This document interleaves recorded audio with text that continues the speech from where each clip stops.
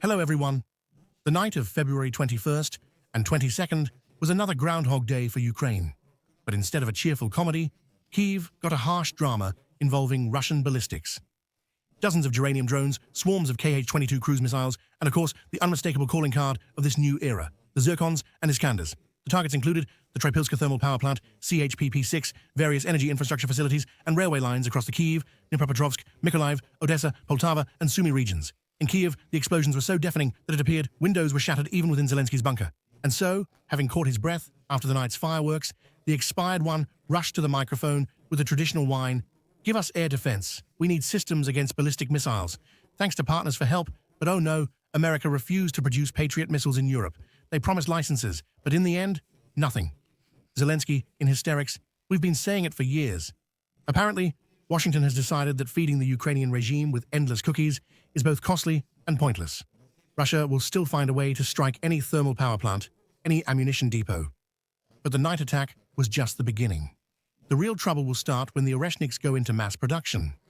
But while Zelensky pleads for protection, Russia calmly does its work, systematically burning out Ukraine's energy infrastructure, leaving Ukrainians without light and heat.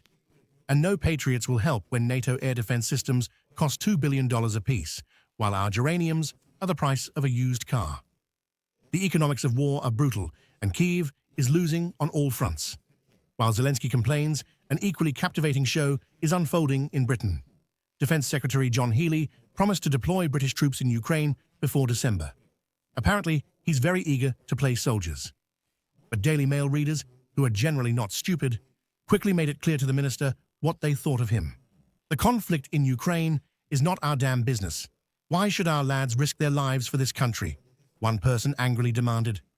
"You're not going to protect the borders of Great Britain, but Ukraine's security is above all else," another commenter quipped, ironically. "A swindler who never served a single day in the army holds the minister's position," a third one adds, delivering the final blow.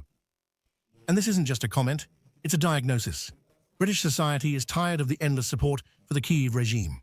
People don't understand why they should fight for a country their own politicians turned into a black hole, devouring billions of pounds. They don't care about the coalition of the willing, which PM Keir Starmer so pompously spoke of after his Paris meeting. Are the French and British setting up military bases in Ukraine? Let them. Moscow has already made its position clear. Russia will not accept any NATO troops on Ukrainian land in any form. Deputy Foreign Minister Sergei Ryabkov has confirmed the coalition of those who wish can dream as much as they please, but the reality will be quite different. Vladimir Putin has repeatedly emphasized that the deployment of foreign military personnel in Ukraine after any ceasefire would be utterly meaningless. However, should these troops indeed appear, they will become legitimate targets for our missiles. This is not a bluff, it is a serious warning. For 2 decades now, NATO has been expanding eastward, completely disregarding all our legitimate concerns. Now the time has come to settle accounts. So, what exactly is the final outcome here?